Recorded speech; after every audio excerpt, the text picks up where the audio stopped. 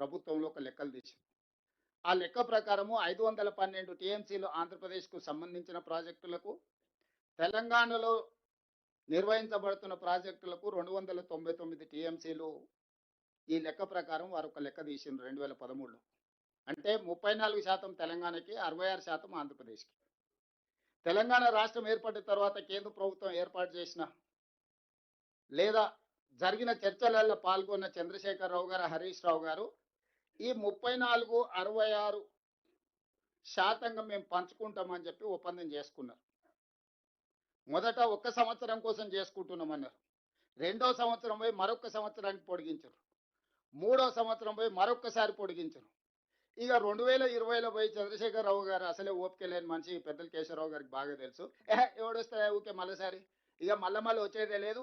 ఆ Krishna water tribunal, Bachawat tribunal ఫైనల్గా నీటి కేటాయింపులు జరిగే వరకు ఇక మళ్ళీ వచ్చేది లేదు. ఒకటేసారి వన్స్ ఫర్ ఆల్ సంతకం పెడుతున్నా ఇక 512, 2299 దాకా మేము వాడుకుంటాం. ఇంకా ఊకే మళ్ళీ మమ్మల్ని విలువకరి, ఊకే నా డిస్టర్బ్ చేయకరి, ఫామ్ హౌస్లు ఉంటాయని చెప్పి క్లియర్గా 2020 సంవత్సరంలో సంతకం పెట్టి శాశ్వతంగా తెలంగాణకు 34%, ఆంధ్రప్రదేశ్కు 66% కృష్ణానదిలో నీటి కేటాయింపుల మీద సంతకం పెట్టి పర్మనెంట్గా వాళ్ళకి హక్కు ఇచ్చిండు.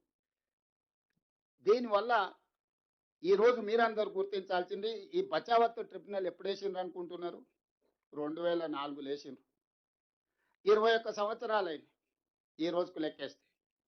బ్రిజేష్ ఫస్ట్ బచావత్, రెండవది బ్రిజేష్ ట్రిబ్యునల్ని అపాయింట్ చేసింది కృష్ణానది మీద నీటి పంపకాల కోసము 2004లో వేస్తే ఈరోజు 2026కు వచ్చినాం.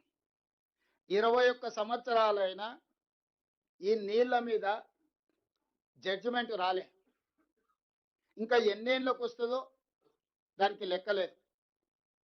అట్లాంటిది ఆ జడ్జిమెంట్ వచ్చేంత వరకు 512 ఆంధ్రప్రదేశ్ వాడుకుంటుంది, 299 తెలంగాణ వాడుకుంటుందని చంద్రశేఖరరావు గారు సంతకం పెట్టారు.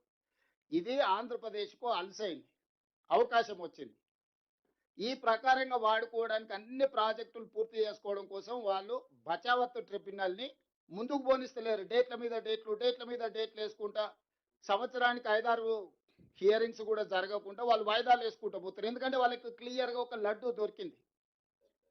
మనమే సంతకం పెట్టి 512 టీఎంసీలు ఆంధ్రప్రదేశ్ వాడుకోవడానికి మేము ఒప్పుకుంటున్నాం, 299 మాత్రం మేము వాడుకుంటామని మనం సంతకం పెట్టించిన తర్వాత ఇక డిస్ప్యూట్ సెటిల్మెంట్ ఆంధ్రప్రదేశ్ ఎందుకు ముందుకు వస్తుంది?